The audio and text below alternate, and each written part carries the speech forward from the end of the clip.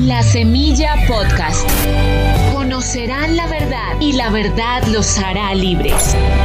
Iglesia Pai. Proyección de alcance internacional.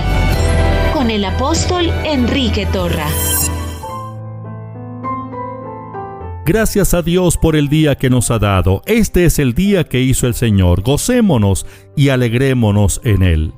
La Biblia dice en Job capítulo 8 versículo 7: modestas parecerán tus primeras riquezas, comparadas con tu prosperidad futura. ¿Qué palabra? Es la palabra de Dios para usted y para mí en esta hora. Job capítulo 8 versículo 7, Nueva Versión Internacional.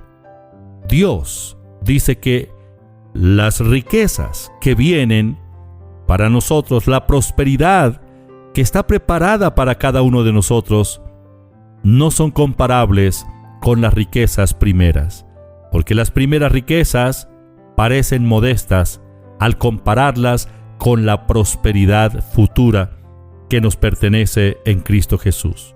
¿Cómo podemos alcanzar ese nivel de la vida abundante, de la prosperidad a la manera de Dios? Es por la fe. La fe es la seguridad. La fe es la certeza. La fe es estar convencido, es estar persuadido. Cuando hablamos de la fe de Dios, tiene que ver con estar persuadidos de la palabra de Dios, plenamente convencidos que Dios es íntegro, que Dios es veraz, que Dios es fiel y que su palabra no está desprovista de poder. Debemos renovar nuestra manera de pensar, dejar de depender de nuestros sentidos. Como creyentes, deberíamos corregir esa declaración: lo estoy sintiendo, lo voy a sentir, lo sentí, Dios me da el sentir. Para mí, esa es una declaración negativa que marchita la fe, porque la fe de Dios en nosotros no depende de la percepción sensorial. El Salmo capítulo 1 dice: bienaventurado el varón que no anduvo en consejo de malos, ni estuvo en camino de pecadores, ni en silla de escarnecedores se ha sentado, sino que en la ley de Jehová está su delicia, y en su ley medita de día y de noche. Será como árbol plantado junto a corriente de aguas, que da su fruto en su tiempo y su hoja no cae, y todo lo que hace prosperará. No así los malos, que son como el tamo que arrebata el viento. Por tanto, no se levantarán los malos en el juicio, ni los pecadores en la congregación de los justos, porque Jehová conoce el camino de los justos, mas la senda de los malos perecerá. La primera parte del Salmo, los primeros 3 versículos, está hablando de una persona de fe, quien no se deja influenciar por el ambiente que lo rodea. No anda en el camino de los pecadores, no se sienta con los escarnecedores. Por el contrario, se apoya constantemente en la ley de Dios, en la palabra de Dios. Medita en la ley de día y de noche. Entonces, como resultado, viene la prosperidad del versículo 3. Será como árbol plantado junto a corriente de aguas, que da su fruto en su tiempo, su hoja no cae, y todo lo que hace prosperará. La fe de Dios está fundamentada en su palabra. No podemos tener la fe de Dios para milagros a menos que la palabra de Dios abunde en nuestros corazones. Meditando en la palabra día y noche es lo que hace que nuestras mentes se renuevan. Esto es lo que hace que nuestros sentidos se sometan a la ley de Dios. Depender de Dios, depender de su palabra y con osadía declararla, es lo que activa el poder de Dios, la fe de Dios, la habilidad creadora de Dios en nuestras vidas. ¿Cuántos milagros el Señor Jesucristo hizo aquí en la tierra? No hay espacio en el mundo, dice la Biblia, en el capítulo 21 de San Juan, para almacenar todos los libros que se escribieran contando las maravillas, los milagros y los prodigios que el Señor Jesús hizo. Él anduvo entre las multitudes. Tenía un grupo selecto que lo acompañaba a todas partes, los 12 discípulos. Pero todas estas personas que lo vieron hacer los milagros que hizo, que lo escucharon, ellos no habían sido renovados en sus mentes.